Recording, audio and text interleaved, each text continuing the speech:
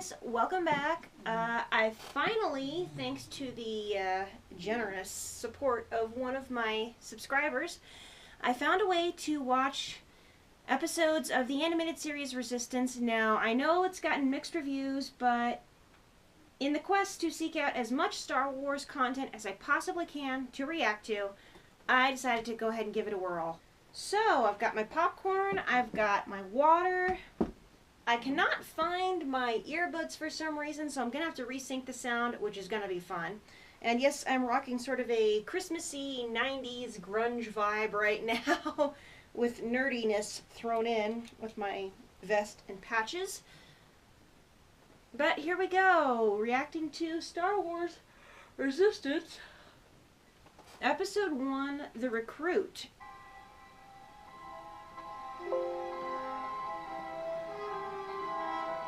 It's gotta be the top of a droid. I knew it! It's a droid!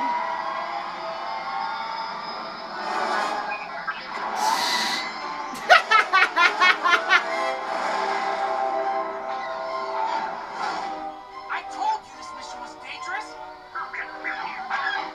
I don't know where Commander Dameron is, but he'll be here. I know it! Sure, he'll get here.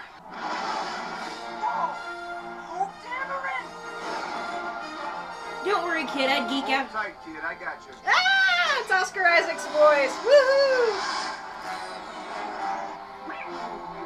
BB-8! I know, BB-8. I can't believe the kid's still in one piece. This tie is a real ace, but I'll take care of it.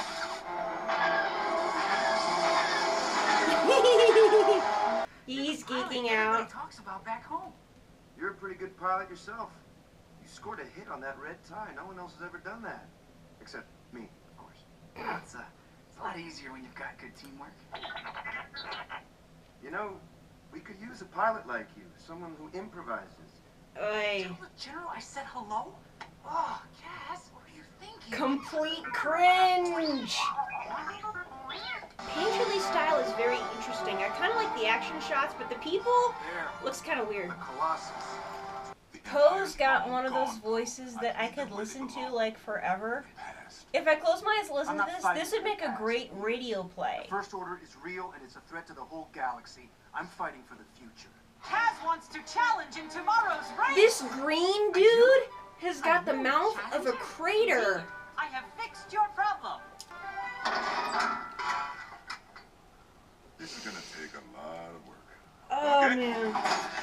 This is painfully cliched. Yeah! Back off, you box of bolts! The alternator servos, standard discharge coupling, 4 heat sinks. Anything else? And a partridge in a pear Nodes, tree. 3 new power converters. Oh no, please don't tell me she's an irky, perky little I kid. just wanted to stop by and wish Help! my competition good luck on tomorrow's big race. Luck? I don't need luck. She's smiling like a Stepford wife. Help! Of a sleevo. That dude in white looks like a Chicken Little, cause with the teeny little beak. Unfortunate. He looks like a chicken. Starts up like Anakin's It starts up like Anakin's pod racer.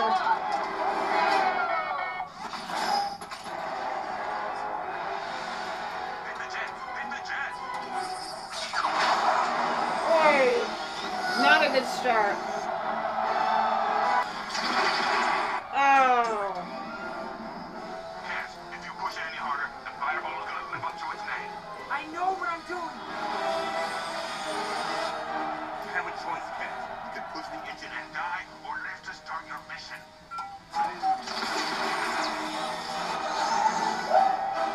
He backs off.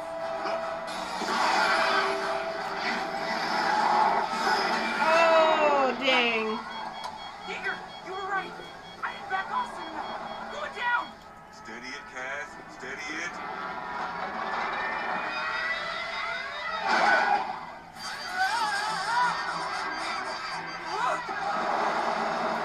He's in the water.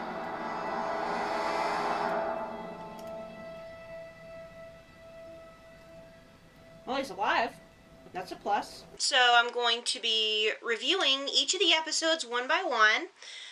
Starting with episode 1 of Resistance: The Recruit. This pilot episode, pun intended, introduced a few new characters, including...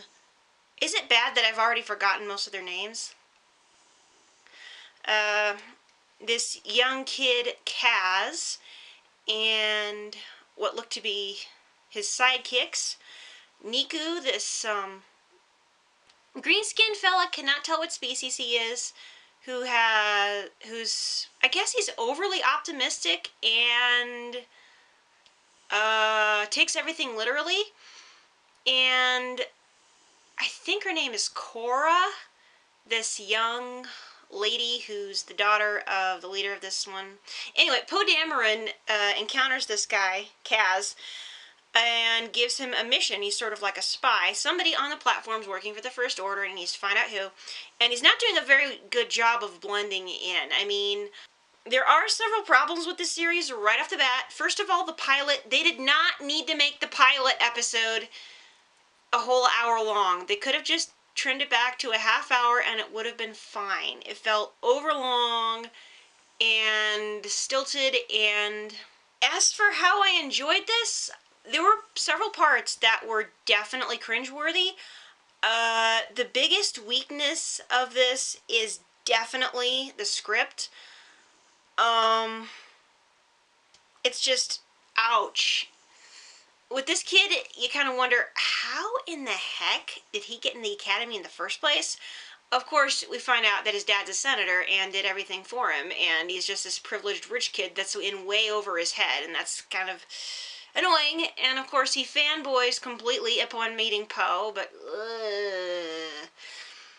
and this other character, the green-skinned fella, Niku, he's, I guess you could say he's annoyingly optimistic. He takes everything literally, and he's got a mouth like a crater. The other new character, this gal who's been working on this old ship, she wants it so bad, but then Kaz comes and sort of takes it out from under her. She's like a cliched tough girl, and this other girl, she puts the irky in perky. She's way too cheerful. It's just, boy.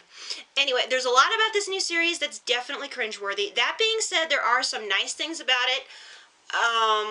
In the first episode, I could already tell that one of the strong points is surprisingly the animation. Not of the people, but of the ships and the exterior shots of the action. That's definitely my favorite part about it so far. And of course, Oscar Isaac doing Poe. Poe is definitely my favorite character in the sequel trilogy. And so far, this does nothing to take away from it.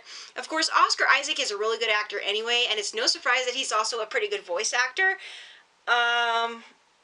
Yeah. Poe and the combat shots are totally the strong points of this so far. But that being said, the rating of this first episode, with both music and script scoring so low, music was pretty forgettable. The overall score of this so far is 5.9 out of 10. That's pretty low. I think that's lower than my score of the first season of Clone Wars. Because some of the characters in here are definitely more annoying than the ones in Clone Wars, and it's just the dialogue. The dialogue is total cringe at times. So let's hope Poe pops up a couple more times and the characters get to be a little bit more endearing. Otherwise, honestly, this is not like terrible. I can understand if like a 6 or 7-year-old would really like it, but for adults, this is just, ouch. Besides, nobody likes the clumsy Jedi. Clumsy?